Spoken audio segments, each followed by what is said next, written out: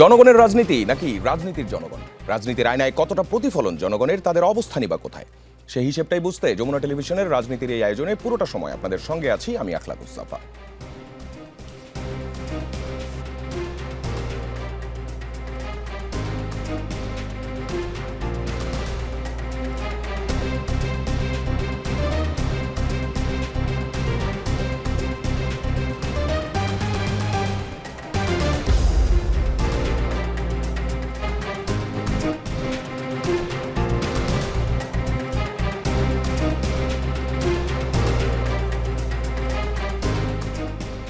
দুবছর হতে যাচ্ছে জুলাই গণ অভ্যুত্থানের।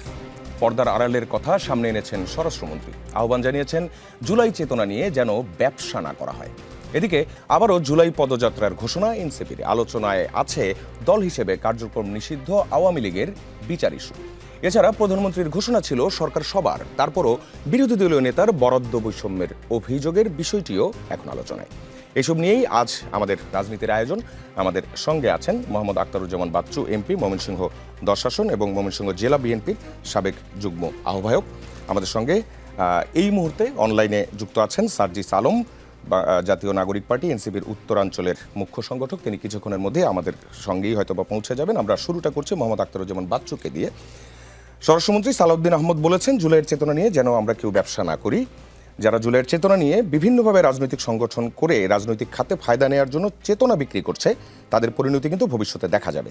ইতিহাস কিন্তু তাই, চেতনা বিক্রির ব্যবসা ভালো নয়, রাজনৈতিক ফায়দা নেয়ার উদ্দেশ্য ভালো নয়। প্রশ্নটা হচ্ছে জুলাই চেতনা নিয়ে কারা কি ব্যবসা করছে? এমন একটি গণঅভ্যুত্থানের পরের চেতনা নিয়ে অনেক দল সংগঠন হতেই পারে, কিন্তু চেতনা ব্যবসাটা কোথায় দেখছেন? ধন্যবাদ আপনাকে, আপনার মাধ্যমে যেমন দর্শক শ্রোতা এবং আপনার সময় 4 মিনিট। সবাইকে আমি শুভেচ্ছা জানাচ্ছি। দেখেন, এই চেতনা ব্যবসা কিন্তু বাংলাদেশের মানুষ বাংলাদেশের জন্মের পর থেকে দেখে আসছে। একদল মুক্তিযুদ্ধের চেতনা নিয়ে মুক্তিযুদ্ধের চেতনা ফেরি করতো, ডুগডুগি বাজাতো, সারাদিন এই ভাঙা রেকর্ড বাজাইতো। ঠিক তেমনি এই 17 বছর আমরা যে গণতান্ত্রিক আন্দোলনের মাধ্যমে, সর্বশেষ জুলাই বিপ্লবের মাধ্যমে আমরা যে একটি গণতান্ত্রিক সরকার প্রতিষ্ঠিত হয়েছে, আমরা অবাক বিস্ময়ে লক্ষ্য করলাম যে সরকার গঠনের পরেই বাংলাদেশের ইতিহাসে সবচেয়ে নিরপেক্ষ নির্বাচনের মাধ্যমে এই সংসদে যারা এই সরকারটি গঠিত হয়েছে এবং যারাই নির্বাচিত হয়েছেন সবাই কিন্তু জনগণের প্রত্যক্ষ ভোটে এবং নিরপেক্ষ নির্বাচনের মাধ্যমে। কিন্তু আমরা দেখলাম কেউ বলছি, কখনো বলছি ইলেকশন ইঞ্জিনিয়ারিং, কখনো বলছে যে আবার মানে 1 মাস 2 মাসও টিকতে দিবে না, এখন 4 মাস হলো। তো এখনই মানে এক একজনের এক এক রকম কথাবার্তা শুনতেছি। আর হলো জুলাইকে নিয়েও আমরা দেখছি এক শ্রেণীর ব্যবসায়ী বা এক ধরনের তৈরি হয়েছে। মানে তারা মানে কেউ দাবি করছেন যে জুলাই মানে তাদের ব্যক্তিগত সম্পদ, বা জুলাইকে নিয়ে জুলাই দেখেন আমাদের সরকার গঠনের পর আমাদের মাননীয় প্রধানমন্ত্রী কিন্তু বলেছেন যে জুলাই সনদের প্রতিটি অক্ষর দাড়ি কমা সহ আমরা অক্ষরে অক্ষরে আমরা পালন করব। এবং আমরা দেখেছেন যে বাংলাদেশের জন্মের সাথে মুক্তিযুদ্ধের সাথে জড়িত ছিল মহান শহীদ মুক্তিযুদ্ধ এবং মহান মুক্তিযুদ্ধদের যে ভাতা, তাদের সমপরিমাণ এই জুলাইয়ে যারা শহীদ হয়েছেন তাদেরকে ভাতা, এবং যারা পঙ্গু হয়েছেন তাদেরকে বিদেশে চিকিৎসা সহ দেশে তাদের চিকিৎসার ব্যবস্থা করা হচ্ছে। বর্তমান সরকার জনবান্ধব সরকার এবং জুলাইয়ের স্পিরিট এবং জুলাইয়ের চেতনার উপর দাঁড়িয়ে এই সরকার। অথচ এই সরকারটিকে বারবার নানানভাবে জুলাইয়ের প্রতিপক্ষ হিসেবে দাঁড় করানোর একটা অপচেষ্টা করা হয়েছে। অথচ দেখেন, আপনি যদি দেখেন দল হিসাবে সবচেয়ে বেশি সংখ্যক নেতাকর্মী কিন্তু এই জুলাই বিপ্লবেও বিএনপির শহীদ হয়েছে। এবং আপনি 17 বছর আমরাই গুম হয়েছি, আমরাই খুন হয়েছি, এবং সবচেয়ে বেশি পরিমাণে। এত আত্মত্যাগ, এত কিছুর পরেও যখন বিএনপিকে বলা হয় যে বিএনপি জুলাইয়ের প্রতিপক্ষ হিসেবে বিএনপিকে দাঁড় করানো হয়, তখন এটা বুঝতে বাকি থাকে না যে এটা পরিকল্পিত। এবং কেউ মানে বাংলাদেশে যেরকম ফেসিবাদী একদল মানে ফেসিবাদী কায়দায় দেশ শাসন করেছে, আরেকটি দল চায় যে মৌলবাদী কায়দায় এই দেশটিকে শাসন করতে। এবং তারা এই নির্বাচনের আগে তারা ব্যস্তে জান্নাতে টিকিট বিক্রি করেছে। তারা মনে করেছে তারা ক্ষমতায় চলে গেছে, এবং এখন ক্ষমতা থেকে তারা বিচ্যুত হয়ে জনগণের ভোটে তারা যখন ক্ষমতায় আসতে পারে নাই, তখন সরকারের বিরুদ্ধে নানান ধরনের প্রপাগান্ডা ভুল নেগেটিভ তৈরি করছে এবং জনগণকে বিভ্রান্ত করার চেষ্টা করছে। সেই কারণেই আমাদের জনাব সালাউদ্দিন সাহেব বলেছেন যে জুলাই চেতনা বিক্রি করার বিপক্ষে কথা বলেছেন। যে আপনার বক্তব্যটা যদি এমন হয়, সেক্ষেত্রে যেমন তিনি যেটি বলেছেন, রাজনৈতিক সংগঠন করে রাজনৈতিক খাতে ফায়দা নেওয়ার জন্য চেতনা বিক্রি করছে। আর আপনি যেদিকে কথা বললেন সেটা আমি বুঝতে পারছি যে আপনি জামায়াতে ইসলামের দিকে ইঙ্গিত করছেন। তো এই দলটা তো আরো আগেই তৈরি হওয়া, তো সেই জায়গায় আপনি কি স্পেসিফিক করবেন কিনা? দেখেন ওই দলটির সাথে অ্যালায়েন্স করে আপনারা দেখেছেন তো, এই যে 18 মাসে তত্ত্বাবধায়ক সরকারের আমলে কারা সমন্বয়কের নামে সব অফিস আদালতে সব জায়গায় মানে তারা তদবির বাণিজ্যে নেমেছিল, আবার তারাই মানে এই সরকারটিকে চালিয়েছে এবং তত্ত্বাবধায়ক সরকারের প্রধান ইউনূস সাহেব বলেছেন তারাই তাদের নিয়োগকর্তা এবং তারাই তো তাদের কাঁধে এই সরকারের কাঁধে বর করেছিল।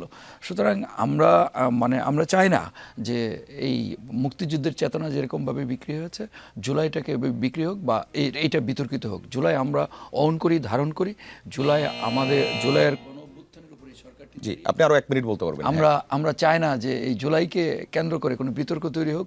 যেরকমভাবে মুক্তিযুদ্ধকে কেন্দ্র করে অনেকে নানান রকম নেগেটিভ তৈরি করেছে এবং অনেক ভুয়া মুক্তিযুদ্ধ আমরা দেখতে পাচ্ছি যে যারা মুক্তিযুদ্ধ করে নাই এরকম মুক্তিযোদ্ধার তালিকা বিশাল লম্বা তালিকা। আমরা চাই না এই জুলাইয়ের ক্ষেত্রে এরকম হোক। আমরা চাই সবাই মিলে ঐক্যবদ্ধভাবে দেশটাকে এগিয়ে নিয়ে যেতে চাই।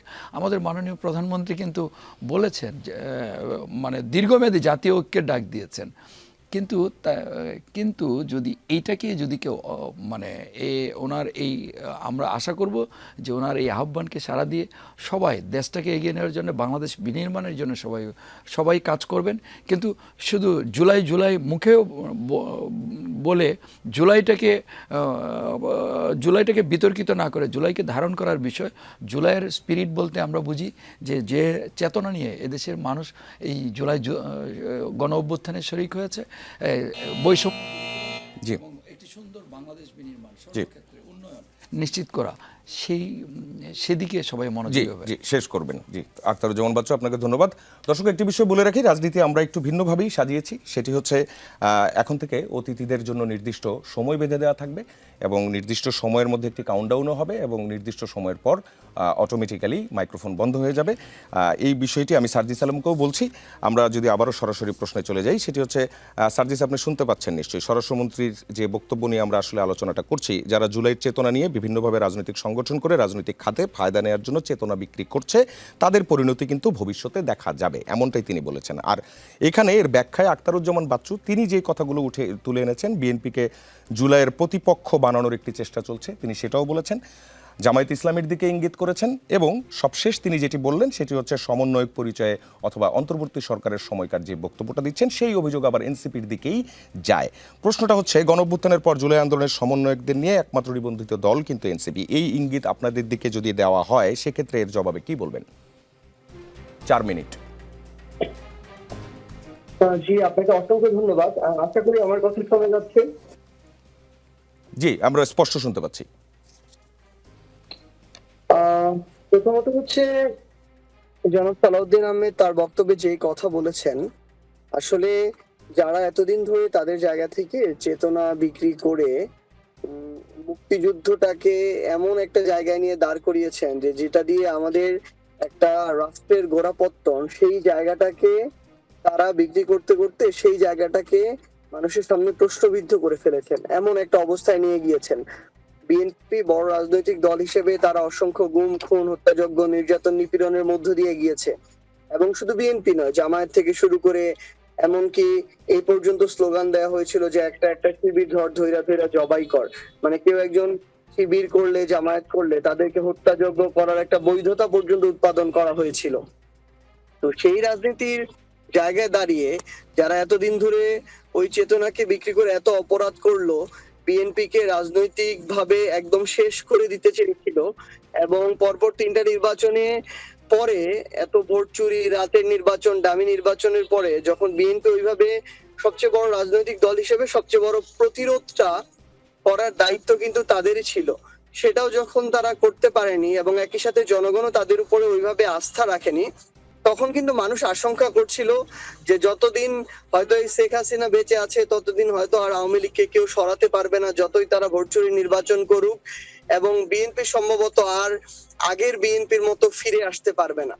তো এত কিছু যারা করলো, যারা স্বৈরাচার হয়ে উঠলো, এই জুলাই অভ্যুত্থানে হাজারের অধিক মানুষকে যারা হত্যা করলো, তারা যে চেতনা বিক্রি করে এত কিছু করলো, তাদেরকে নিয়ে আমরা যদি এই ধরনের কার্যকারিতা এবং স্টেপ প্রথমে দেখি, তাহলে বরং আমরা বেশি আশান্বিত হব। আর দিন শেষে আরেকটা বিষয় কি, ধরেন আজকে আমাদের একজন আলোচক তিনি দুইটা জায়গায় কথা বলেছেন। প্রথমে হচ্ছে এই চেতনা বিক্রির কথা বলেছেন, আবার তিনি তার বক্তব্যে এখনই বললেন যে আমরা জুলাই চেতনাকে ধারণ করি। তো ব্যাপারটা হচ্ছে আবার তিনি বললেন যে জুলাই বিরোধী হিসেবে বিএনপিকে দেখানোর চেষ্টা করা হচ্ছে। মানে তার কথাগুলো বেশ এলোমেলো আর কি, একটা লাইনে বলা দরকার। আমরা এখন পর্যন্ত কেউ বলতে পারবে না যে এনসিপির দায়িত্বশীল জায়গা থেকে শীর্ষ নেতৃত্ব কখনো বলেছে যে জুলাই একটা রাজনৈতিক দলের, এনসিপি তো দূরের কথা, মানে একটা রাজনৈতিক দলের, এটাও কখনো আমরা বলি নাই। এবং আমরা তো এটা স্পষ্ট সংসদীয় বিরোধী দলীয় উপনেতা এনসিপির আহ্বায়ক জনাব নাহিদ ইসলাম নাম ধরে উল্লেখ করেছে বিএনপি, জামায়াত, এনসিপি থেকে শুরু করে অন্যান্য যে রাজনৈতিক দল, তাদের ছাত্র সংগঠন, সবাই ঐক্যবদ্ধভাবেই এই অভ্যুত্থানে লড়াই করেছে, যারা স্বৈরাচার বিরোধী এবং জুলাইয়ের পক্ষের শক্তি ছিল। সো আমরা তো কখনো আমাদের জায়গা থেকে এটা বলতেও যাইনি, তাহলে তারা কোন ইনসিকিউরিটি এবং হীনমন্যতার জায়গা থেকে কেন এটা বলে যে একটা পক্ষ নিতে যাচ্ছে, একটা পক্ষ নিতে যাচ্ছে? বরং আমরা তো তাদেরকে আরো কেন বেশি দিতে চাই। তারা বড় রাজনৈতিক দল, তারা সরকারে আছে, তাদের দায়িত্বটা তখন বেশি হবে যখন তারা এটা ফিল করবে যে তারা এই অভ্যুত্থানের একটা বড় অংশগ্রহণকারী। এটা তো আমরা স্বীকার করি। তো সেই জায়গা থেকে তখন যে বিষয়টা হবে যে তাদের দায়িত্বটা অনেক বেড়ে যাবে। তো সেই জায়গা থেকে এখন আমরা এখানে ওই যদি বলি যে জুলাইয়ের আকাঙ্ক্ষাগুলো বাস্তবায়ন করুন, সংস্কার করুন, বিচার বিভাগের স্বাধীনতা নিশ্চিত করুন, গণহত্যাকারীদের বিচার নিশ্চিত করুন, তখন আমার মুখ দিয়ে যখন এই জুলাই শব্দ আসবে, জুলাইয়ের আকাঙ্ক্ষা বাস্তবায়ন করুন, তখন যদি আপনারা আবার বলেন যে আমরা জুলাই জুলাই করছি, তাহলে তো হবে না। সেটা দিয়ে দায় এড়ানো যাবে না এবং সেটা দিয়ে মুক্তিও পাওয়া যাবে না। বরং আমরা আপনাদেরকেই বলি যে আপনারা তো আমাদের জুলাইয়ের অংশ। স্যারজি, আরো 2 মিনিট। আমরা সবাই মিলে, জি আরো 2 মিনিট বলতে পারবেন? জি, মানে আমরা যেটা বলতে চাচ্ছি যে আসুন আমরা সবাই মিলে একসাথে এই জায়গাটাতে কাজ করি। মানে কার কতটুকু অবদান ছিল, কার কতটুকু ক্রেডিট ছিল, এইসব মানে ক্রেডিট ভাগাভাগির খেলাতে যাওয়া, এটা মানে এটা কখনোই কাম্য নয় এই বাংলাদেশে। তো আমরা আমাদের জায়গা থেকে একসাথে কাজটা করি। আর যেভাবে ট্যাগিং ফ্রেমিং করা হচ্ছে, এটা ধরেন ওই জামায়াতকে বলেন, এনসিপি কে বলেন, এটা হচ্ছে কি, যখন আপনার লজিক্যালি যৌক্তিকভাবে কোনো কিছু বলার থাকবে না, তখন আপনি ওই ট্যাগিং এর অনাকাঙ্ক্ষিত রাজনীতিটাতে যাবেন, যেটা আওয়ামী লীগের শেখানো পদ্ধতি। ওই কাজটা তো করা যাবে না। আপনি জামায়াতের সাথে 30 বছর ধরে একসাথে জোট করলেন, লড়াই সংগ্রাম করলেন এই জুলাই অভ্যুত্থানের আগে পর্যন্ত, এখন আপনি জামায়াতকে হচ্ছে আবার ওই ট্যাগিং ফ্রেমিং দিয়ে কর্নার করে ফেলতেছেন। তাহলে আলটিমেটলি এটা তো হলো সেই পুরনো অভ্যাস। আবার আপনি এনসিপি কে নিয়ে যৌক্তিকভাবে, স্পেসিফিক ভাবে কাউকে নিয়ে আপনি কিছু বলতে পারতেছেন না। আপনি গড়পড়তা ঢালাও ভাবে বললেন যে হচ্ছে ওই কি নিয়োগ বাণিজ্য। আপনি একটা স্পেসিফিক এক্সাম্পল বলেন যে এনসিপির এই শীর্ষ নেতৃত্বের এই ব্যক্তি এটা করেছে, এই হচ্ছে এভিডেন্স। এরকম কিছু নাই। তো আমরা যেন এই ঢালাও গড়পড়তা অভিযোগগুলোর দিকে না যাই। আমরাও বিএনপি কে নিয়ে করতে চাই না, আমাদের এখানে সহ আলোচক যে ভাই রয়েছেন আমরা তাকে নিয়ে কিংবা কাউকে নিয়ে বলতে চাই না। আমরা যৌক্তিক সমালোচনাটা করতে চাই, যেটা রাজনীতির এবং গণতন্ত্রের সৌন্দর্য, এবং যেটার মধ্য দিয়ে দিন শেষে বিএনপিও তাদের যে গণতান্ত্রিক ধারা ওই পথে যাবে। এখন আমরা যদি বিরোধী দল হয়ে সরকার দলের সবকিছুতে আমাদের হ্যাঁ হ্যাঁ করতে হয়, তাদের সাথে তাল দিতে হয়, তাহলে তো আমাদের আলাদাভাবে বিরোধী দল থাকার প্রয়োজন নাই। আমাদের এই যৌক্তিক সমালোচনাটা নেয়ার এই মানসিকতাটা থাকতে হবে। যেমনি ভাবে গতকালকে জনাব সালাউদ্দিন আহমেদ বলেছেন যে আওয়ামী লীগ স্বৈরাচার, তাদের রাজনৈতিক ভাবে পতন হয়েছে, তাদের দিল্লিতে দাফন হয়েছে, তাদের রাজনীতি করার আর কোনো অধিকার নাই, তাদের দল হিসেবে বিচারিক প্রক্রিয়া আনা হবে। তো আমরা তো এই বিষয়টাকে সাধুবাদ জানাই। জি, সারজি সালাম, আপনাকে ধন্যবাদ। আবারও ফিরছি আপনার কাছে। আমরা আখতারুজ্জামান বাচ্চুর কাছে যদি আরেকবার আসি। সালাউদ্দিন আহমদ পর্দার আড়ালের কিছু কথা অবমুক্ত করেছেন। গতকাল বলেছেন, আমি, আমার নেতা জনাব তারেক রহমান দুজনে নির্বাসিত ছিলাম। আল্লাহর কি মহিমা, যদি আমরা নির্বাসিত না থাকতাম হয়তো এই জুলাইয়ের মতো একটা অভ্যুত্থান সফলভাবে সমাপ্ত করা সম্ভব হতো না। এটাই হচ্ছে পর্দার অন্তরালের কথা। প্রশ্নটা হচ্ছে বিএনপি ও অঙ্গ সংগঠনের নেতাকর্মীরা সে সময় কিভাবে নির্দেশনা পেত? দীর্ঘ সময় তো ইন্টারনেট বন্ধ ছিল, সে সময় বিদেশ থেকে কিভাবে সমন্বিত নির্দেশনাগুলো আপনারা পেতেন? দেখেন আমরা 3 মিনিট। আমরা সবসময় মাননীয় প্রধানমন্ত্রী জনাব তারেক রহমান যখন দেশে নির্বাসনে ছিলেন তখন আমাদের সাথে বিভিন্নভাবে স্কাইপিতেও নিযুক্ত হতেন বিভিন্নভাবে। দেখেন যখন ইন্টারনেট বন্ধ করে দেওয়া হয়েছে তখনও কিন্তু বিভিন্ন প্রযুক্তির মাধ্যমে আমরা ওনার সাথে যুক্ত থেকেছি এবং উনি 16 ঘন্টা 18 ঘন্টা কাজ করেছেন এই দলকে সুসংগঠিত করার জন্য। সর্বশেষ জুলাই বিপ্লবে নানানভাবে নির্দেশনা দিয়েছেন। আপনি দেখেছেন একজন জেলার নেতা, একজন থানার নেতাকেও উনি নির্দেশনা দিয়েছেন, ছাত্র দলের বলেন, যুব দলের বলেন, স্বেচ্ছাসেবক দলের বলেন, বিএনপির বলেন। দেখেন আমি বিভিন্ন অঙ্গ সংগঠন করে আমি বিএনপি করি অনেক আগে থেকে। আমার মেয়ে বিশ্ববিদ্যালয়ে পড়ে। এই আন্দোলনে সব বয়সী সব শ্রেণী পেশার মানুষ যুক্ত ছিল।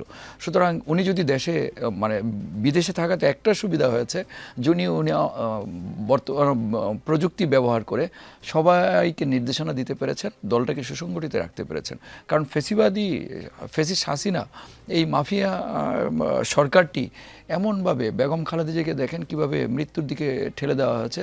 তারেক রহমানকে ঠিক তারেক রহমান আজকে জীবিত আছেন, এটাই আলহামদুলিল্লাহ। যদি জীবিত না থাকতেন উনি হয়তো আমাদেরকে পরিচালনা করতে পারতেন না, ওনাকে জেলে নিয়ে হয়তো ফুড পয়জন করে মেরে ফেলতে পারতো। সুতরাং উনি সবসময় আমাদেরকে নির্দেশনা দিয়েছেন, নির্দেশনা দিয়ে এই গণতান্ত্রিক আন্দোলনটিকে একটি সফল পরিণতির দিকে নিয়ে গেছেন। এটি আমাদের সালাউদ্দিন আহমেদ সাহেব আমাদের সাথে বিভিন্ন সময় নির্দেশনা দিয়েছেন। আন্দোলনের সময় উনিও একাধিকবার বহুবার আমার সাথে একাধিকবার কথা হয়েছে, আমার মতো কর্মীর সাথে কথা হয়েছে, এরকম হাজারো নেতা কর্মীর সাথে জনাব তারেক রহমান, সালাউদ্দিন আহমেদ সাহেবরা আমাদেরকে পরিচালনা করেছেন, আমাদেরকে দিক নির্দেশনা দিয়েছেন এবং আমাদেরকে সাহস জুগিয়েছেন, মনোবল জুগিয়েছেন। এবং যখন একজন কর্মী আহত হয়েছে সেই কর্মীটির খোঁজখবর জনাব তারেক রহমান নিয়েছেন এবং কেউ যদি শহীদ হয়েছে তার পরিবারের পাশে দাঁড়িয়েছেন, উনি নীরবে কাজ করে গেছেন। কিন্তু উনি এইভাবে যারা আহত নিহতদের পরিবার, গুম খুনের পরিবারের পাশে দাঁড়িয়েছেন, এটা কখনো প্রচার করেন নাই। উনি এইসব বিষয় কখনোই প্রচার করেন নাই। কেউ যদি অসুস্থ হয়েছেন তার পাশে দাঁড়িয়েছেন। আর এই গণতান্ত্রিক আন্দোলনটার এই যে সফল পরিণতির দিকে নিয়ে যাওয়ার পরেও উনি কিন্তু কোনো কৃতিত্ব নেন নাই। বিএনপি কখনোই বলে নাই এই জুলাই বিপ্লবে বিএনপির সবচেয়ে বেশি অবদান, এটা কখনোই বলে নাই। এবং গতকালকে উনি ওনার বক্তব্যে জনাব তারেক রহমান বলেছেন এই জুলাই কারো একার না, এটা সবার, এই গোটা জাতির এই অর্জন কোনোভাবেই কিন্তু ভুলণ্ঠিত হতে দেওয়া যাবে না। আমরা সংস্কার বলতে বুঝি যে আকাঙ্ক্ষা নিয়ে মানুষ, তাদের গণতান্ত্রিক অধিকার ছিল না, ভোটের অধিকার ছিল না, তাদের কথা বলার অধিকার ছিল না, তাদের কোনো দেশে কোনো আইন ছিল না, যখন যাকে খুশি নিয়ে গুম করে ফেলা হতো, খুন করে ফেলা হতো, কোনো আইনের শাসন ছিল না।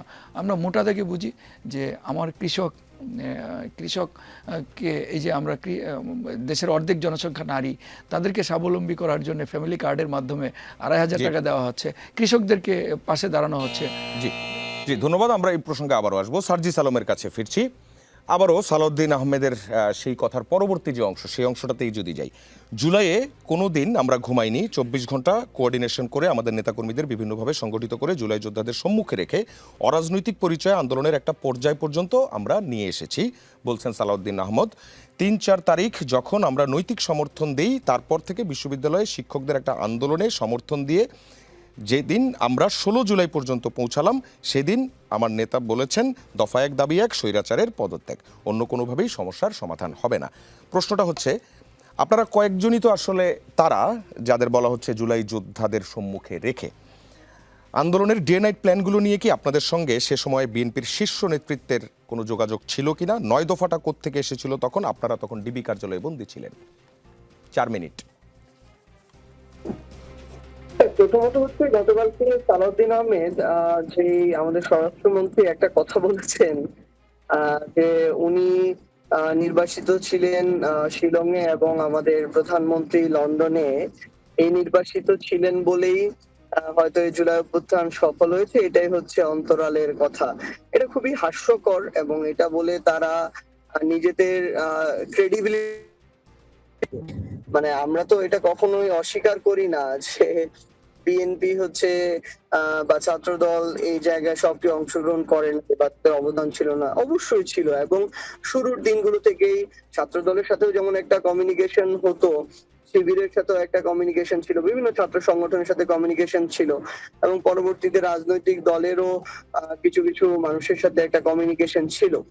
কিন্তু সেই জায়গা থেকে যে কথাটা তিনি বললেন, মানে এরকম যদি হতো তাহলে এই নির্বাসিত তো তারা এক যুগের বেশি সময় ধরে ছিল, তাহলে তখনই তো তাদের নেতৃত্বে এরকম একটা গণ অভ্যুত্থান হয়ে যাওয়ার কথা ছিল, সফল আর কি, সেটা তো হয় নাই। ব্যাপারটা আসলে এরকম না, ব্যাপারটা মানে রিয়েলিটি একটা মেনে নিতে হবে। কি জানেন, বাংলাদেশের গতানুগতিক যে রাজনৈতিক দলগুলো ছিল, আওয়ামী লীগ এই স্বৈরাচারের উপরে মানুষের যেমন বিরক্তি ছিল, কিন্তু মানুষ যে আস্থা রাখবে এইরকমও একটা ফোর্স তাদের সামনে ছিল না যেটার উপর আস্থা রাখতে পারে, কারণ এই ফোর্স গুলোই বিগত সময় তাদের সাথে আস্থার প্রতিদানটা দিতে পারে নাই। তো সেই জায়গা থেকে তাদের ডাকেও হয়তো তাদের নেতা কর্মীরা নেমেছে, কিন্তু গণমানুষ রাস্তায় কিন্তু নেমে আসে নাই। এই কারণে এই ধরনের কোনো আন্দোলন অভ্যুত্থান এগুলো সফল হয় নাই। আর গণমানুষ যখন নেমে আসে তখন মানুষ লক্ষ্যে পৌঁছানো পর্যন্ত কিন্তু সেই জায়গা থেকে এক পাও পিছু হটে না। এই জন্য একটাকে গুলি লাগে, একটাই লাশ হয়, বাকিটা কিন্তু সরে না। এটা হচ্ছে জুলাই অভ্যুত্থানের বাস্তবতা। কিন্তু তাদের সময় আমরা দেখেছি তারা তাদের একদম প্রথম সারির নেতৃত্ব যারা ছিল, যারা দেশে থেকে আন্দোলন করত, তারা যখন স্লোগান দিত, মানে ওই দিক থেকে যদি একটা চিল্লানির শব্দ শোনা যেত, সবাই পিছন দিকে দৌড় মারতো। এরকম আমরা অনেক ভিডিও দেখেছি আসলে। তো যখন ওই ধরনের কথা বলে, মানে তখন এটা একটু হাস্যকর হয়ে যায়। আর আরেকটা জিনিস হচ্ছে কি, ধরেন আমরা এটা তো নির্দ্বিধায় বলছি যে ছাত্র দল এই জায়গায় শুরু থেকে কমিউনিকেশনের মধ্যে ছিল, বিএনপি ছিল, তারা তাদের নেতাকর্মীদের একটা সক্রিয় অংশগ্রহণও ছিল। যদি এরকম বলা হয় যে জনাব তারেক রহমান 16 তারিখে দফা 1 দাবি 1 স্বৈরাচারের পদত্যাগে ঘোষণা দিয়েছিল বলে এই অভ্যুত্থান সফল হয়েছে, এটাও একটু বাড়িয়ে বলা হবে, অতিরঞ্জন, মানে যেটার কোনো ভিত্তি নাই এরকম হবে আর কি। কারণ এরকম বক্তব্য বিএনপির পেজে জনাব তারেক রহমানের অনলাইন বিভিন্ন বক্তব্য এর আগে অসংখ্যবার ছিল আসলে। তারা বিরোধী দলের তখন রাজনীতি করতো, সেই জায়গা থেকে এই বক্তব্য তাদের অনেকবারই এসেছে, অনলাইনে অফলাইনে বিভিন্ন ভাবে। আসলে ব্যাপারটা যেই জায়গাটাতে ব্যাপার হচ্ছে যে এই অভ্যুত্থানের সময় যারা সামনে ছিল, এবং এই সন্তানেরা, এই ছেলেমেয়েরা, এই শিক্ষার্থীরা, তাদের উপরে বাংলাদেশের গণমানুষের একটা আস্থা ছিল। গণমানুষ রাস্তায় নেমে এসেছিল। রাজনৈতিক দল ওই নিজের দলের নেতা কর্মীদেরকে কর্মসূচি দিয়ে হোক, বিভিন্ন লোকজনকে বিভিন্ন ভাবে ম্যানেজ করে হোক, নিয়ে এসে কর্মসূচি করে। ওই কর্মসূচি এক জিনিস, আর যখন রাজপথে নেমে আসে সেই জিনিসটা কিন্তু আরেক জিনিস। তো দুইটার মধ্যে আসলে আকাশ পাতাল পার্থক্য রয়েছে। তো ব্যাপারটা হচ্ছে যেটা, যে এই দুইটাকে আসলে মানে বুঝতে হবে, এই দুইটার পার্থক্যটা। তো আমরা যে জিনিসটা আসলে বলতে চাই, যে আমরা এখন এই কে কতটুকু করেছে না করেছে, কে থাকলে হতো কে থাকলে হতো না, এই ক্রেডিট ভাগাভাগিটা আমাদের মনে যাওয়া উচিত না। আমাদের মানে আলোচনাটা হচ্ছে পরের ধাপে হোক। জি, পরের ধাপে এত আলোচনার কষ্ট কথা। করলাম সব। জি, পরের ধাপে আলোচনার আমি কথা শেষ বলছেন। জি জি, 10 সেকেন্ড। জি, মানে আমাদের আলোচনাটা হওয়া উচিত যে আগামীতে এই যে জুলাইয়ের আকাঙ্ক্ষাটা ছিল, এই যে এত মানুষ নিপীড়িত নির্যাতিত হলো, আমরা কিভাবে একসাথে মিলে ঐক্যবদ্ধভাবে দেশটাকে গড়ে তুলতে পারি।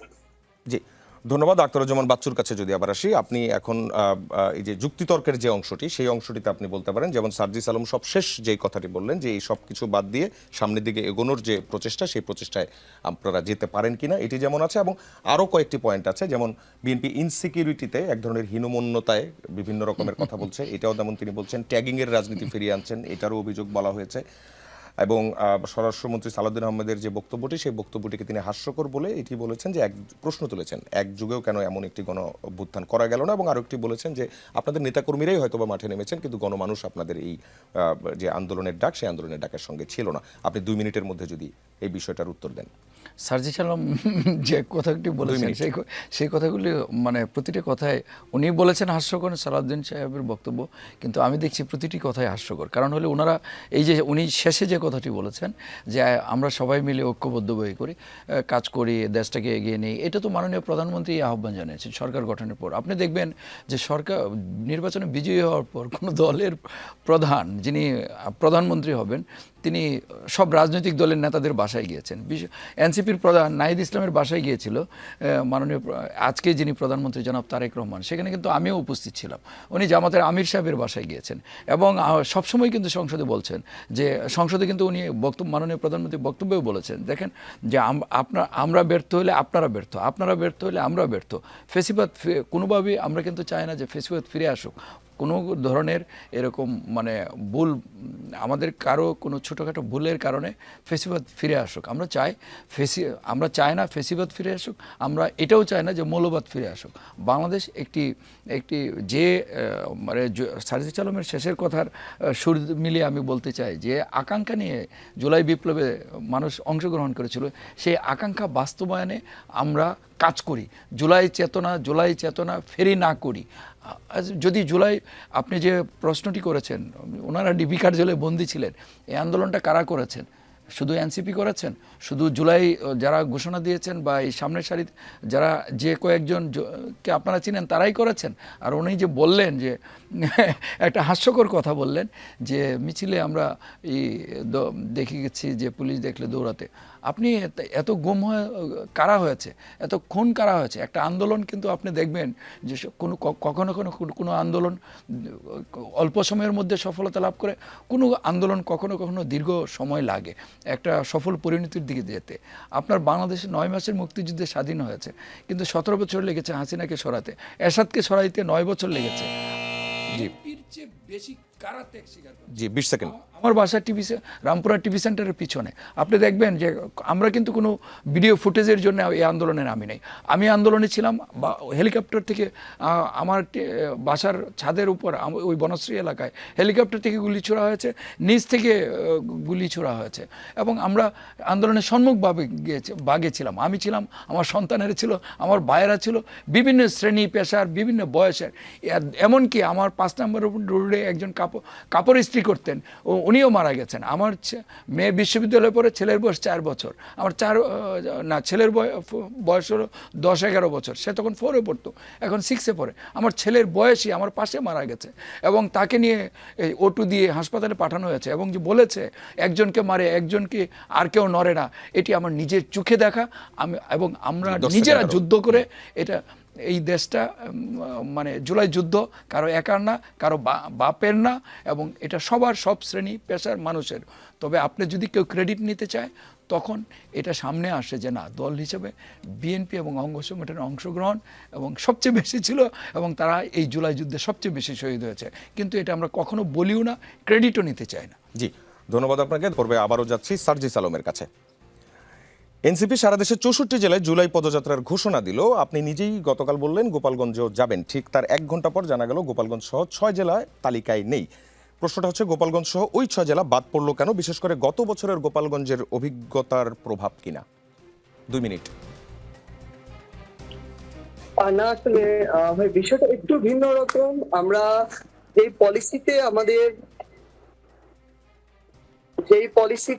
আমরা আমাদের এই পদযাত্রাটা করছি, এটা হচ্ছে যে আমরা কিছুদিন আগে 100টা উপজেলা এবং পৌরসভায় আমাদের প্রার্থী ঘোষণা করেছি। তো এই 100টা এবং উপজেলা এবং পৌরসভায় আমরা আমাদের এই পদযাত্রাটা করছি, সেটা আমাদের 58টা জেলাকে কভার করছে। বাকি যে 6টা জেলা, এই 6টা জেলা আমরা পদযাত্রার পরে 5ই আগস্টের পরে আবার আমরা কভার করে ফেলবো, কারণ আশা করি আমরা যে ইতিমধ্যেই আমরা অন্যান্য জেলাগুলোতেও ধীরে ধীরে প্রার্থী আরো দেওয়া শুরু করব। আর গোপালগঞ্জের বিষয়টা যেটা বলছেন, সেটা আসলে আমাদের পদযাত্রার সময়টা 16 তারিখ পড়েছে। 16 তারিখে রাষ্ট্রীয়ভাবেও আমাদের এটা জুলাই শহীদ দিবস ঘোষণা দেওয়া হয়েছে এবং সেদিন আমরা পুরো দল একসাথে মিলে আমরা শহীদ আবু সাইদের কবর জিয়ারতের জন্য যেতে চাই। এটা আমাদের একটা দলীয় কর্মসূচির অংশ। সে কারণে আমরা সেদিনের যে পদযাত্রাটা, সেই পদযাত্রাটা রাখছি না আর কি। এটাই হলো আমাদের কারণ। জি ধন্যবাদ। আরেকটা প্রশ্ন যদি করি, সেটা হচ্ছে গোপালগঞ্জের কথাই যদি বলি, অথবা হচ্ছে আরো যে জেলাগুলো আছে, এই জেলাগুলোতে প্রার্থী চূড়ান্ত করতে গিয়ে কি কোনো ধরনের সমস্যা হচ্ছে কিনা? 1 মিনিট। না, এটা কোনো জেলা স্পেসিফিক ভাবে সমস্যা হচ্ছে না, ব্যাপারটা এমন না। একটা নতুন রাজনৈতিক দল আত্মপ্রকাশ করেছে, এখনো 2 বছর হয়নি। আমরা আমাদের কার্যক্রম প্রত্যেকটি জেলায় আছে, অলমোস্ট প্রত্যেকটি উপজেলায় আছে, কিন্তু সাংগঠনিক কাঠামো আস্তে আস্তে তৈরি হওয়ার মধ্য দিয়ে যখন আরেকটু শক্তিশালী হবে তখন ধীরে ধীরে প্রার্থী পাবো। আমরা 100 প্রার্থী ঘোষণা করেছি, হয়তো আরো 1 মাসের মধ্যে আমরা আরো 100 প্রার্থী ঘোষণা করব। এভাবে একটু সময় লাগবে। বা এখানে আছেন বিএনপি প্রায় 50 বছরের পুরনো দল, জামায়াতের বয়স প্রায় 85 বছর। একটা রাজনৈতিক দলের শেপে আসতেও 10 বছর সময় লাগে আসলে। তো আমরা আশা করছি যে আমরা খুব দ্রুত প্রত্যেকটা জেলা উপজেলায় আমাদের এবং ইউনিয়নে, ওয়ার্ডে আমাদের প্রার্থী আমরা দিতে পারবো। এবং ইতিমধ্যে আমাদের গোপালগঞ্জ পৌরসভায় আমরা আমাদের মেয়র প্রার্থী ঘোষণা করেছি।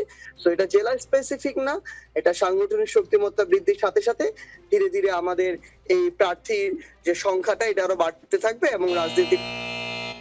জি, ধন্যবাদ আপনাকে। আখতারুজ্জামান বাচ্চুর কাছে আসতে চাই। গুলিস্তানে জামায়াত ইসলামের একটি বিক্ষোভ মিছিলে হামলার ঘটনা ঘটেছে।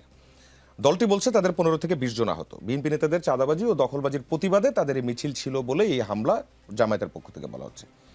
তারা বলছে বিএনপির সন্ত্রাসীরা দীর্ঘদিন ধরে রাজধানীর গুলিস্তান এলাকায় চাঁদাবাজি ও দখলবাজি অব্যাহত রেখেছে। কিছুদিন আগে তারা নগর প্লাজা মার্কেটে তালা লাগিয়ে নিয়ন্ত্রণ নেয়, সিসি ক্যামেরা ভাঙচুর করে, কম্পিউটার নিয়ে যায়। তখন সাধারণ ব্যবসায়ীদের অনুরোধে জামায়াতের স্থানীয় নেতারা তাদের পাশে দাঁড়ান। প্রশ্নটা হচ্ছে, আগের যে ঘটনার কথা দাবি করা হচ্ছে, অর্থাৎ যদি নগর প্লাজা মার্কেটের কথা বলি, এই ঘটনা নিয়ে দলীয়ভাবে কোনো তদন্ত হয়েছিল কিনা, অথবা যদি সত্যি হয়ে থাকে তাহলে আগেই ব্যবস্থা নেওয়া যেত না?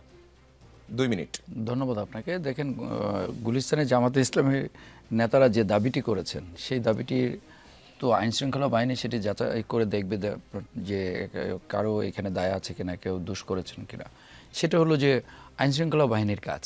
আর হলো রাজনৈতিক বিএনপির যদি জামাতে ইসলামে যদি বলতে পারে যে বিএনপির কোনো সুনির্দিষ্ট রাজনৈতিক কোনো নেতাকর্মী এখানে জড়িত বা কোনো কিছু, তখন সেখানে সাংগঠনিকভাবে দল হিসেবে বিএনপি সেটা বিবেচনা করবে। বিএনপি কখনো কোনো বিএনপিতে কোনো অন্যায় অপরাধের স্থান নাই। বিএনপি আপনি দেখবেন যে 5ই আগস্টের পরে বিএনপি অনেক নেতাকর্মীর বিরুদ্ধে ব্যবস্থা নিয়েছে।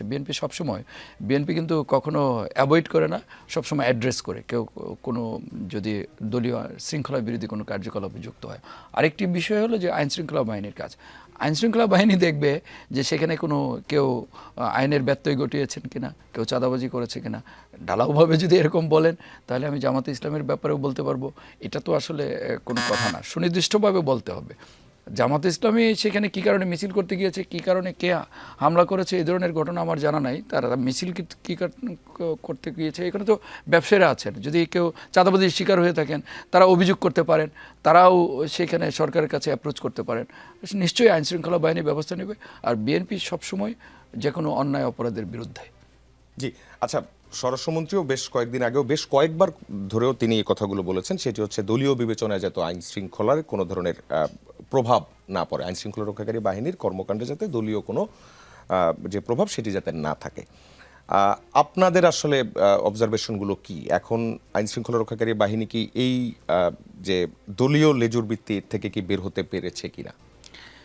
দেখেন, 1 মিনিট। বিএনপি কিন্তু আসলে সরকার গঠন করার মাত্র 4 মাস হয়েছে। বিএনপি কিন্তু আইনশৃঙ্খলা বাহিনীতে এখন পর্যন্ত মানে নতুন কোনো নিয়োগ হয় নাই। যারা আগে ছিলেন দীর্ঘ 17 বছর ফ্যাসিস্টরা তাদের নিয়োগপ্রাপ্ত অনেককে রেখে গেছেন। কিছু তারা সবাই যে খারাপ আমি তা বলবো না। এই আইনশৃঙ্খলা বাহিনী তো এই জুলাই বিপ্লবে জনগণের উপরে নির্বিচারে গুলি চালিয়েছে। তারপরেও এখানে কিছু ভালো মানুষও আছেন, তাদেরকে নিয়ে কাজ করতে হচ্ছে। বিএনপি এই শত সীমাবদ্ধতা সত্ত্বেও দেশের আইন শৃঙ্খলা পরিস্থিতি স্থিতিশীল রাখার জন্য সর্বাত্মক চেষ্টা করছে। এবং বিএনপি, আমি আমার জায়গা থেকে বলি, আমি আমার নির্বাচনী এলাকায় 2টি থানা, অপরাধীকে অপরাধী হিসেবে বিবেচনা করবেন, অপরাধীর কোনো রাজনৈতিক পরিচয় নেই। আমাদের মাননীয় প্রধানমন্ত্রী আইন শৃঙ্খলা পরিস্থিতি স্থিতিশীল রাখার ব্যাপারে যথেষ্ট সর্বোচ্চ গুরুত্ব দিচ্ছেন। কারণ আমরা যাই করতে চাই, ব্যবসা বাণিজ্য বা যা দেশের সব কিছু নির্ভর করবে আইন শৃঙ্খলা পরিস্থিতি স্বাভাবিক রাখার উপর।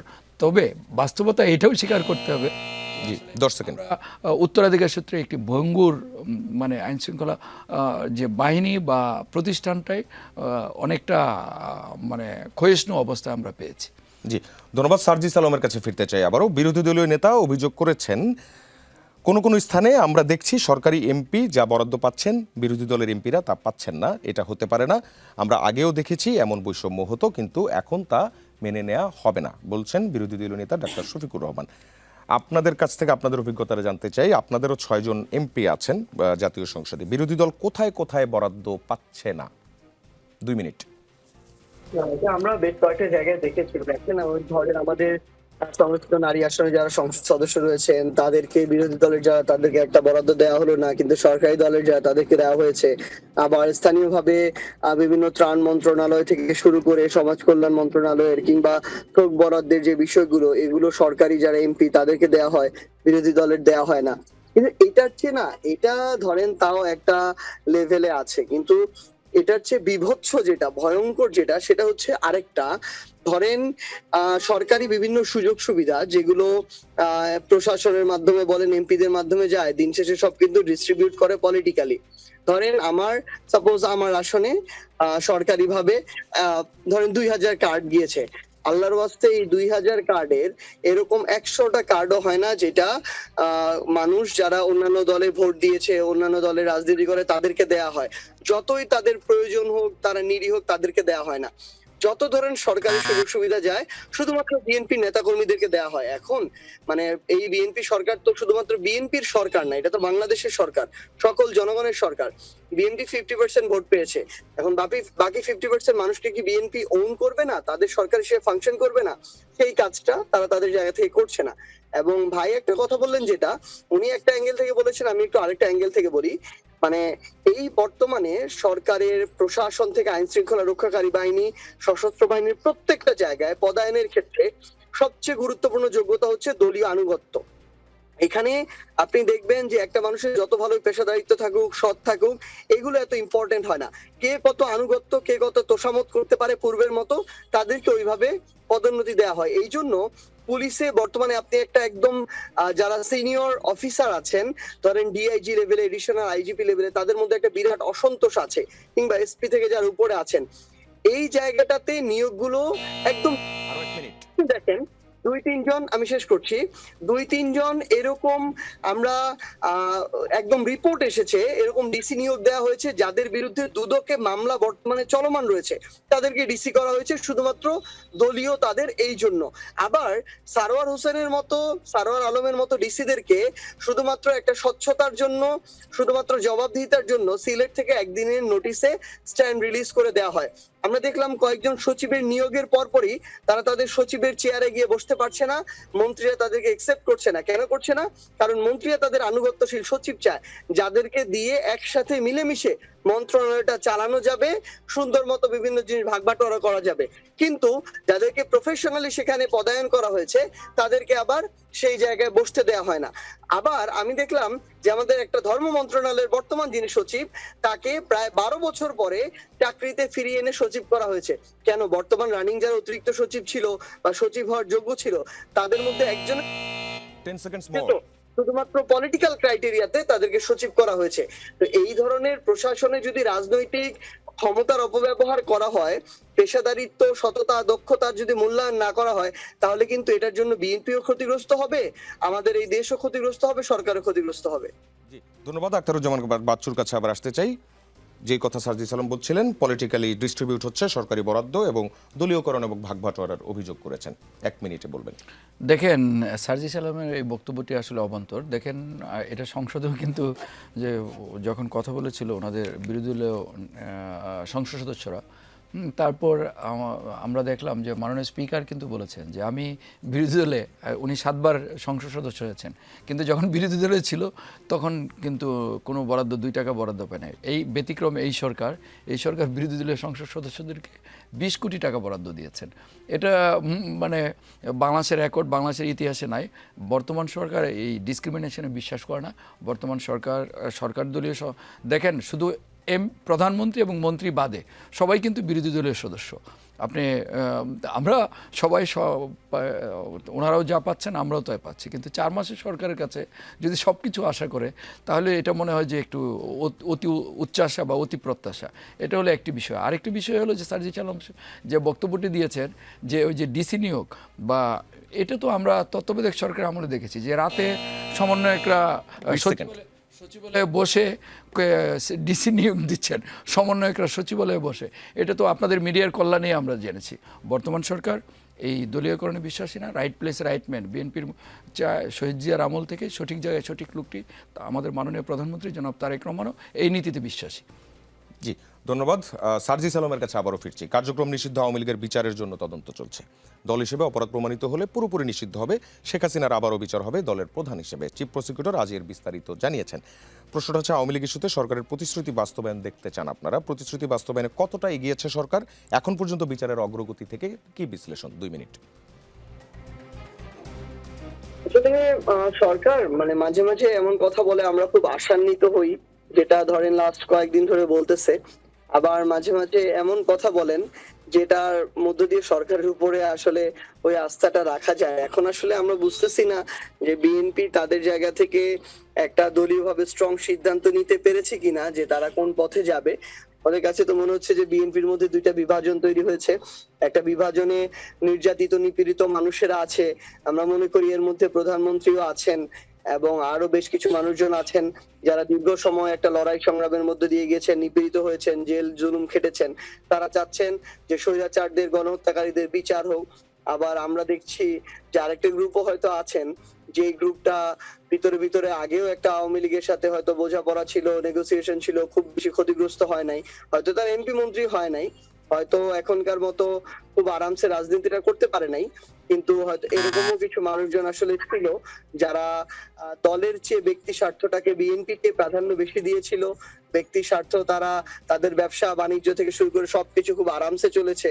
ভাই হয়তো এখানে অনলাইনে একটা টকশোতে এটা স্বীকার করবেন না, কিন্তু মনে মনে উনি বিষয়টাকে খুব কানেক্ট করতে পারবেন যদি উনি নিপীড়িতদের কাতারে থাকেন। আমি আশা করছি উনি সেই কাতারে আছেন। তো এই জন্য বিএনপির মধ্যে আমরা দুইটা মত দেখতে পাচ্ছি। তো আমরা আশা করছি যে এখন যে কথাগুলো বলছে অ্যাটর্নি জেনারেল থেকে শুরু করে স্বরাষ্ট্রমন্ত্রী, প্রধানমন্ত্রী, আমরা আশা করছি যে এগুলোর বাস্তবায়ন হবে। এবং এগুলো যদি না হয় তাহলে বিএনপি, জনগণ এটা অনুভব করবে যে জনগণ বিএনপি দ্বারা প্রতারিত হয়েছে। এবং আরেকটা জিনিস যেটা হবে, যে এটা তো একটা পলিটিক্যাল মানে হিস্টোরিক একটা সিগনিফিকেন্ট জায়গা, কারণ এটা গণভোটের মধ্য দিয়ে এটা স্বীকৃত হয়েছে। আসলে গণভোটের মধ্য দিয়ে জনগণ এই সংস্কারের পক্ষে রায় দিয়েছে। তো সেই জনগণের বিপক্ষে যদি চলে যায় আসলে 20 seconds more. কিন্তু হ্যাঁ, আমি শেষ করছি, তখন কিন্তু বিএনপিরই রাজনীতি একটা সংকটের মধ্যে পড়বে। তো আমরা দিন শেষে আশা করি, যেহেতু বিএনপি ও সাফারার পার্টি এবং বিএনপি জুলাই অভ্যুত্থানের সক্রিয় আমাদের সহযোদ্ধা, তারা একসাথে গণহত্যাকারীদের বিচার নিশ্চিত করবে। আওয়ামী লীগের যে দল হিসেবে বিচার, শেখ হাসিনা রায় কার্যকর, এই বিষয়গুলোতে তারা সক্রিয় ভূমিকা রাখবে। ধন্যবাদ। আখতারুজ্জামান বাচ্চুর কাছে আসতে চাই। স্ট্রং সিদ্ধান্ত নিতে পারছে কিনা বিএনপি, এইরকম একটি প্রশ্ন এসছে। আরও একটি বিষয় আসছে, সেটি হচ্ছে বিভক্তি, দুই মত বিএনপির মধ্যে। কি বলবেন? এটা বিষয়টি আসলে হাস্যকর। বিএনপিতে কোনো বিভক্তি নাই, কোনো ভিন্ন মানে কোনো রকম এখানে বিভক্তির কোনো সুযোগ নাই। জনাব মাননীয় প্রধানমন্ত্রী জনাব তারেক রহমানের নেতৃত্বে বিএনপি ঐক্যবদ্ধ এবং সবসময় মাননীয় প্রধানমন্ত্রী জনাব তারেক রহমান, দেখেন 17 বছর এত নির্যাতন জুলুম নিপীড়নের পরে বিএনপি ঐক্যবদ্ধ থেকেছে। এবং বিএনপির নীতি নির্ধারণী ফোরাম আছেন, স্থায়ী কমিটি সবার সাথে আলাপ আলোচনা করে উনি সবসময় সিদ্ধান্ত নিয়েছেন। এখনও সেভাবেই উনি দল পরিচালনা করছেন। এই বিষয়টি একেবারে হাস্যকর এবং অবান্তর। আরেকটি বিষয় হলো যে দেখেন, আওয়ামী লীগের বিচারের প্রশ্নে যেটা মাননীয় প্রধানমন্ত্রী, আইনমন্ত্রী এবং স্বরাষ্ট্রমন্ত্রী একই ভাষায় কথা বলছেন। দেখেন, অপরাধীর একমাত্র পরিচয় অপরাধী। আর আওয়ামী লীগ মানে রাজনৈতিক দল হিসেবে এত গণহত্যা চালিয়েছে, এত অত্যাচার করেছে, এত নিপীড়ন চালিয়েছে। আওয়ামী লীগ এইখানে বাংলাদেশে অপ্রাসঙ্গিক হয়ে গেছে। বাংলাদেশে এখানে জুলুমের এবং মানে এইখানে জুলুমের একটা প্রতীক হয়ে গেছে আওয়ামী লীগ। সুতরাং আওয়ামী লীগের বিচারটা এটা মনে প্রাণে এদেশের সব জনগণ চায়। আর একটা জিনিস অবাক বিষয় আপনারা খেয়াল করবেন যে আওয়ামী লীগের একজন নেতাকর্মী এখন পর্যন্ত কিন্তু অনুশোচনা নাই। কেউ কিন্তু এই যে এত গুম খুন গণহত্যা চালিয়েছে, তারা কিন্তু কেউ তাদের দোষ স্বীকার করে নেয়। সুতরাং এই অনুশোচনাহীন আওয়ামী লীগকে কোনোভাবেই ক্ষমা করা যায় না। তবে বিচারটা আমাদের মাননীয় আইনমন্ত্রী এবং স্বরাষ্ট্রমন্ত্রী যথার্থই বলেছেন এবং মাননীয় প্রধানমন্ত্রী বলেছেন, বিচারটা আমাদের উপর যেভাবে অন্যায্যভাবে বিচার করা হয়েছে, বিচার চাপিয়ে দেওয়া হয়েছে, সেরকম না। আমরা চাই যে আইনানুগভাবে তাদের বিচার নিশ্চিত হোক। যারা অপরাধ করেছে, গণহত্যা চালিয়েছে, তাদেরকে সঠিক আইনি প্রক্রিয়ার মাধ্যমে বিচারটা নিশ্চিত করা হোক। জি, ধন্যবাদ। আচ্ছা, আপনার কথার শুরুর দিকে আপনি যেটা বলছিলেন, আমি যদি সেখান থেকে একটু বলি, সেটা হচ্ছে এলাকা ভিত্তিতে, বিশেষ করে তৃণমূলে এমন অনেক নেতৃত্বকে পাওয়া যায় যারা এখনো পর্যন্ত বলছেন যে তারা দীর্ঘ সময় ধরে তারা আন্দোলন সংগ্রাম করেছেন এবং তারা নির্যাতিত নিপীড়িত হয়েছেন, কিন্তু তাদেরকে পরবর্তীতে আর সেই অর্থে তাদেরকে কোনোভাবে পুনর্বাসন অথবা তাদেরকে কোনো দায়িত্ব দেওয়া হয়নি, অথবা তারা অনেকে কাজ করতেন সেসব কাজ থেকেও তাদেরকে এখন দূরে রাখা হচ্ছে। এমন কিছু ক্ষোভ, এমন কিছু আক্ষেপ কিন্তু বিভিন্ন জায়গায় রয়েছে। আপনি যদি আপনার ময়মনসিংহ 10-এর কথা বলেন, আমি সমগ্র দেশের কথা বলছি না, আপনি যদি আপনার এলাকার কথা বলেন, আপনি সেখানে কি গ্যারান্টি দিয়ে বলতে পারবেন যে ত্যাগী নেতারা সবাই আছে কিনা আপনাদের সঙ্গে? দেখেন, 1 মিনিট। এই বিষয়টি হলো যে আসলে আপনি দুইভাবে দেখতে পারেন। একটা হলো যে আপনার ত্যাগ রাজনীতিতে তো জনগণের জন্য, তাই না? তো আমরা মানুষের জন্য, মানুষের কল্যাণের জন্য, বর্তমান সরকার জনবান্ধব সরকার, জনকল্যাণে কাজ করছে। বিএনপি এইটাই তো চেয়েছে, বিএনপির নেতাকর্মীরা, যে ফ্যাসিস্টরা এই দেশ থেকে বিতাড়িত হোক, জনগণের অধিকার প্রতিষ্ঠা হোক, জনগণের সরকার প্রতিষ্ঠা হোক। এই জনগণের সরকার প্রতিষ্ঠিত হয়েছে এবং তারা নিঃশ্বাস নিতে পারছে, স্বাধীনভাবে চলাফেরা করতে পারছে। কিন্তু এখন আপনি যদি বিএনপির নেতাকর্মীরা কিন্তু অর্থের প্রাবল্যে কিন্তু বিবেচনা করা যায় না এটা রাজনীতি কিন্তু ব্যাংক ব্যালেন্স বাড়ানোর জায়গায় না। এখানে বিএনপি যারা করেন তারা দীর্ঘ সংগ্রামের মধ্য দিয়ে, ত্যাগের মধ্য দিয়ে গেছে, তারা নিশ্চয়ই এই জিনিসটি চিন্তা করেন না। এবং বর্তমান সরকার মাত্র 4 মাস গিয়েছে, বর্তমান সরকার এই 4 মাসের মধ্যে সবাইকে সমানভাবে মূল্যায়ন করা আসলে সেই সুযোগও বর্তমান সরকার এখনো আসে না। আর সাংগঠনিকভাবে যদি আপনি বলেন, সাংগঠনিক পুনর্গঠন প্রক্রিয়া এখনো শুরু হয়নি। পুনর্গঠন প্রক্রিয়া সবাইকে জি, ধন্যবাদ আপনাকে। সার্জিস আলমের কাছে আবারও ফিরতে চাই। সার্জিস আলম, সরকারের 4 মাসের মতো একটা সময় গিয়েছে। এই সময়ের মধ্যে প্রধানমন্ত্রীকে যতটা ডাউন টু আর্থ এবং অমায়িক দেখা যাচ্ছে এবং যে ক্লিন ইমেজ তিনি মেনটেন করে যাচ্ছেন, পুরো বিএনপির সমগ্র নেতাকর্মীরা এবং দায়িত্বশীল যারা আছেন তারা কি সেই ক্লিন ইমেজ মেনটেন করতে পারছেন কিনা, মানুষজন আসলে তাদেরকে সেই ইমেজে দেখছে কিনা? 2 মিনিট। দেখছে না, একদম খুবই স্পষ্ট করে বলি। আজকের আমি যমুনা টিভির 2টা রিপোর্টের কথা বলি। 1 নম্বর রিপোর্টে আমরা দেখলাম যে আমাদের শিবগঞ্জের নতুন রাজা মীর শাহ আলম প্রতিমন্ত্রী সাহেব, তিনি এই প্রতিমন্ত্রী হওয়ার 4 মাসে তার সম্পদ বেড়েছে 8 গুণ। তিনি প্রায় 10 বিঘা জমি কিনেছেন 6 কোটি টাকা দিয়ে। এই ধরনের আমরা সংবাদ আজকে দেখলাম যমুনা নিউজ থেকে প্রকাশিত হয়েছে। আমরা আরেকটা দেখলাম যমুনা নিউজ থেকে, আমার পঞ্চগড় জেলার আমার আসনের আমার নিজের ইউনিয়নে যে খাল খনন কর্মসূচি, যেটা বিএনপির একটা সিগনিফিকেন্ট কর্মসূচি, জনাব তারেক রহমান যেটা শহীদ রাষ্ট্রপতি জিয়াউর রহমান থেকে অনুপ্রাণিত হয়ে করছেন, সেখানে আমরা দেখলাম যে সেখানে লুটপাটের একটা খাল খনন প্রজেক্ট চলছে। 51-52 লক্ষ টাকার প্রজেক্ট, অধিকাংশ টাকার কোনো খোঁজ খবর নাই। কালভার্ট করার কথা ছিল, কালভার্ট খুঁজে পাওয়া যাচ্ছে না, এবং সাধারণ মানুষ মজুরদেরকে দিয়ে কাজে লাগিয়ে সে খাল খনন করার কথা ছিল যাতে তাদের জীবিকা নির্বাহ হতো। এই উদ্দেশ্যটাকে আমরা সৎ মনে করি, কিন্তু সেখানে একদিন লোক দেখানো মানুষদেরকে দিয়ে খাল খনন করা হয়েছে, তারপরের দিন এক্সকেভেটর দিয়ে এভাবে কাজ শুরু করা হয়েছে। তাহলে এই ধরনের মেগা প্রজেক্টগুলো, সিগনিফিকেন্ট জায়গাগুলোতে যদি আমরা বিভিন্ন ওই ভাগাভাগির এই রাজনীতি দেখি এবং সেখানে উপজেলা এবং ইউনিয়ন বিএনপির কয়েকজন নেতা সমন্বিতভাবে এই লুটপাটটা করেছেন, এটা আজকের যমুনার রিপোর্ট। আমরা এছাড়াও আমি সার্জিস আলম, আমাদের হাতে একদম সময় নেই, আপনি যদি 20 সেকেন্ডের মধ্যে যদি আরেকটা উত্তর দেন, সেটা হচ্ছে আত্মসমালোচনার জায়গা, যে আপনাদের ইমেজ কি এখনো পর্যন্ত ঠিক আছে কিনা মানুষের কাছে? না, তো আমরা ওই দেখেন, মানে ব্যাপারটা হচ্ছে আমরা ওই জিনিসটাই বলছি। তো সরকারের যখন থাকে সংখ্যাগরিষ্ঠতা নিয়ে তাদের দায়িত্বের জায়গাটা সবচেয়ে বেশি। তো সেখানে আমরা একজন প্রধানমন্ত্রীকে যেভাবে দেখি, উনি হয়তো আমরা মাঝে মাঝে দেখছি উনি চেষ্টাও করছেন কন্ট্রোল করার, কিন্তু এটা মাঠ পর্যায়ে নেতাকর্মী পর্যন্ত ছড়িয়ে যেতে হবে। যদি উনি স্ট্রিক্ট থাকেন দলীয়ভাবে রাষ্ট্রপ্রধান হিসেবে, হয়তো এটা আমরা দিনে দিনে পজিটিভ দিকে একটা যেতে পারি। আমরা আশা করছি সেদিকে যাবে, কারণ দিন শেষে এত অত্যাচার নিপীড়নের পরেও বিএনপি সরকারে গিয়ে তাদের থেকে যদি আমরা আশা না করতে পারি, তাহলে আমরা আর কার থেকে আশা করব?